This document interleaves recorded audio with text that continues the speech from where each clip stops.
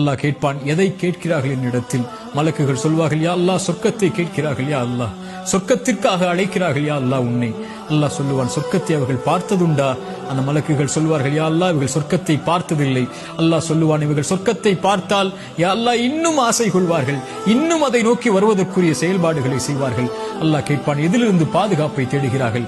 யா அல்லாஹ் நரகத்திலிருந்து பாதுகாப்பை தேடுகிறார்கள். நரகத்தை அவர்கள் பார்த்ததுண்டா? மலக்குகள் சொல்வார்கள், இல்லை என்று அல்லாஹ் கேட்பான், நரகத்தை அவர்கள் பார்த்தால் யா அல்லாஹ் அதில் ஒருபோதும் ஒருவரும் நுழைய ஆசைப்பட மாட்டார்கள். அதிலிருந்து விலகி விரண்டு ஓடி வருவார்கள் செயல்களை கொண்டு.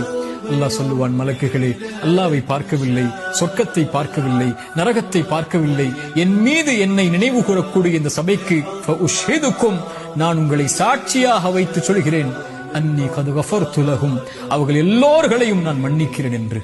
அல்லாஹு அக்பர்.